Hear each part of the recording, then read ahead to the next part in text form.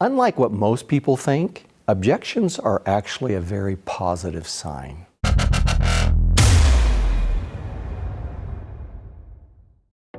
One very common, important question with most sales representatives deals with handling objections. And there's a few things before I go into my favorite methods for handling objections. There's a few things that I want to point out first. Unlike what most people think, objections are actually a very positive sign. It shows engagement. In fact, if your client is completely passive, completely agreeing with everything you're saying, that's probably the worst possible scenario. It shows that they're truly not engaging with you. Anybody who's serious about making a purchase, especially one that is very expensive or very complicated, they're going to have questions. They're going to have objections. So, number one, normally objections are a good thing. Secondly, rather than having the mindset of dealing with all of the objections that come your way through a technique, I think the very best strategy for handling objections is simple sincerity. It's transparency. It's answering the root of their concern with the knowledge that you have. That is the very best objection handling technique. If you were to press me and ask me for my 4 favorite techniques that I've used over the course of my career, I would mention these. Number 1, it's called forestalling. Forestalling means that I have been doing this for so long that I know what your objections are going to be. So prior to you raising them, I'm going to bring them up as part of our dialogue, as part of our conversation. That's forestalling, okay? I'm anticipating it and then bringing it up in a frame that is better placed. It's more suited to the conversation as opposed to ending the conversation with it. The second technique is called translation or boomerang. Now, I have to warn you, this particular technique, when it works, it gives you goosebumps. When it doesn't, it is catastrophically bad.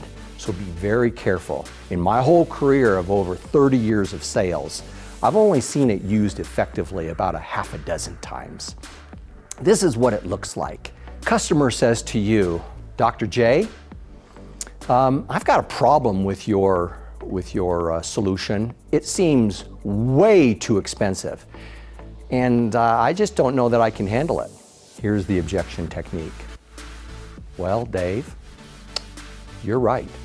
In fact, to be specific, we are the most expensive solution in the market. And not by just a little bit, but by an order of magnitude.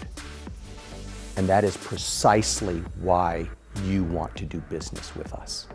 Now, you're hanging on the rest of that, right? So you better have a dang good reason as to why being the most expensive provider in the entire market is precisely why they should buy from you. It better be a good one.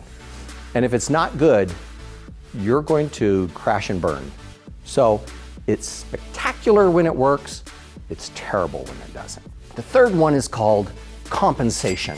And what that means is, let's say the same customer said, you know what, you are way too expensive. I might handle this objection by saying, you know what, you're right. We are expensive. We're one of the more expensive providers. But I want to remind you, as we were talking, we talked about the importance of delivery. We talked about the importance of durability. We talked about the importance of having excellent customer service and support. Those things also matter. What you see I'm doing here is I'm compensating for that perceived weakness by the client by emphasizing other aspects, other attributes that compensate for that weakness. So you're bringing up these other ones in a hope or an attempt to overbalance the weakness with these strengths. The fourth and final one, and I really like this, and it works in all of life. It works in your relationships with people. It works not just in sales, but it's called feel, felt, found. It works something like this. So after hearing the objection, the sales representative would say, you know, I completely understand how you feel. In fact, I've had other clients that felt the exact same way. But what they found over time was that actually the product, the solution worked exactly the way that they wanted it, or it was well worth the price, whatever the solution is. Feel, felt, found. That's the 4. So having heard my 4 favorite objection handling techniques, is there one that you've heard about that you would like me to talk about in another video? If so, put it down below in the comments.